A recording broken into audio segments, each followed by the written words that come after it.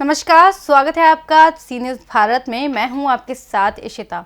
वक्त हो गया है मध्य प्रदेश छत्तीसगढ़ बुलेटिन का। बात होगी छुरिया की, जहां चाकूबाजी करने वाले आरोपी को पुलिस ने किया गिरफ्तार। साथ ही बात होगी रतलाम की, जहां पर भव्य साफा रैली का होगा आयोजन।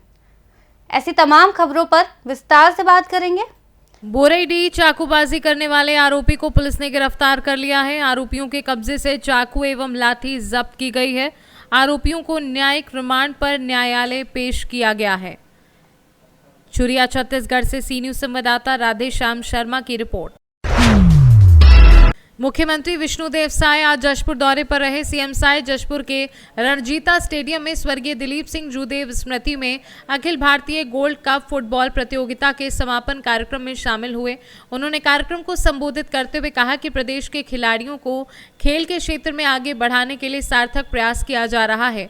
छत्तीसगढ़ शासन खेलो इंडिया के तहत खिलाड़ियों को ओलंपिक में गोल्ड मेडल जीतने पर 3 करोड़, रजत पदक जीतने पर 2 करोड़ और कांस्य पदक जीतने पर 1 करोड़ का इनाम दिया जाएगा। उन्होंने रणजीता स्टेडियम की जीर्णोद्वार करवाने की घोषणा की।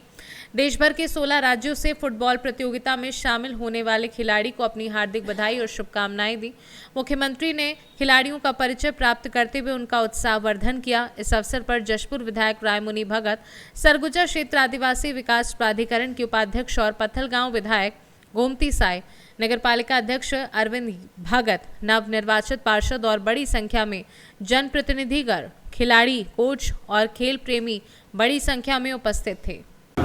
जो हम लोग के प्रेरणा स्रोत थे, मार्गदर्शक थे, आदर्श थे, स्वर्गीय दिलीप सिंह जूदेव जी, जो 5 बार राज्यसभा और लोकसभा के सांसद के रूप में और अटल जी की सरकार में मंत्री के रूप में देश की सेवा किए, छत्तीसगढ़ की सेवा किए और जशपुर को आगे बढ़ाने में जिनका योगदान था, उनकी स्मृति में Akhil Bharatiya gold cup football tournament का आयोजन यहाँ पर होता है।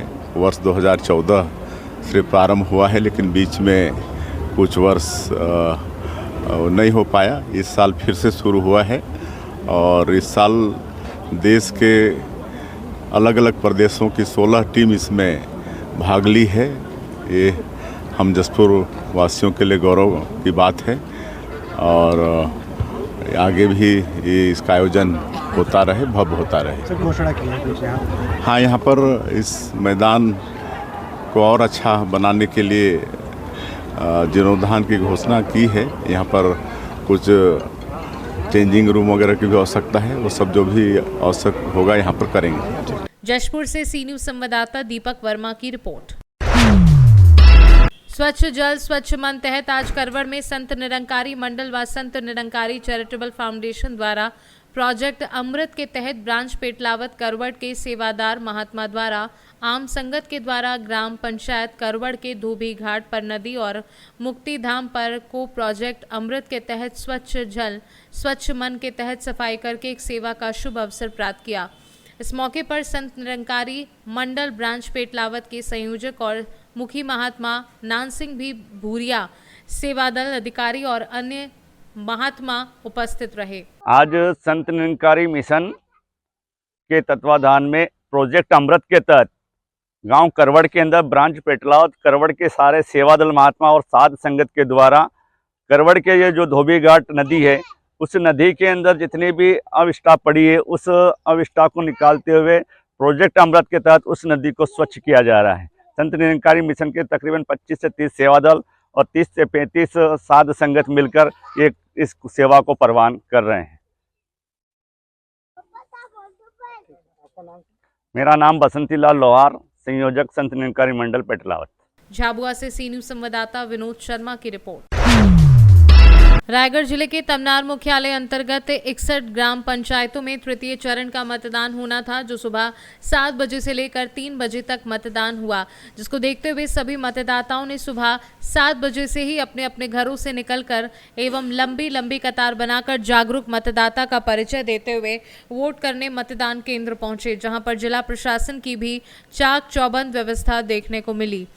जिसका सभी मतदाताओं को भरपूर सहयोग मिला, जहां पर आज तमनार मुख्यालय अंतर्गत सभी ग्राम पंचायतों में तृतीय चरण का मतदान शांतिपूर्ण संपन्न हुआ। बता दें कि चाहे नौजवान हो या बड़े बुजुर्ग हो, सभी ने आज अपने मताधिकार का प्रयोग कर इस चुनावी त्योहार में हिस्सा लिया। 3 बजे के बाद से ही वोटिंग बंद कर दी गई और वहीं अभी वोट की काउंटिंग नहीं हो पाई है। काउंटिंग होने के बाद ही रिजल्ट का पता चल पाएगा। गोड़ी गांव की मतदाता हूँ और मेरा नाम करिश्मा राठी है और आज मेरा पहला वोट था, तो मैं अच्छा महसूस कर रही हूँ आज पहली बार वोट दे के पंचायत का वोट। रायगढ़ से सी न्यूज संवाददाता सरोज श्रीवास की रिपोर्ट। रतलाम में महाशिवरात्रि के उपलक्ष्य में जवाहर व्यायामशाला परिवार एवं अंबर ग्रुप द्वारा भव्य साफा सम्मान रैली निकाली गई। 4 किलोमीटर लंबी इस रैली में हजारों युवाओं ने केसरिया साफा बांधकर मोटरसाइकिल पर शिव भक्ति की धूम मचाई। मातृशक्ति भी शस्त्र और मैं निडर हूं के फ्लैक्स लेकर शामिल हुए।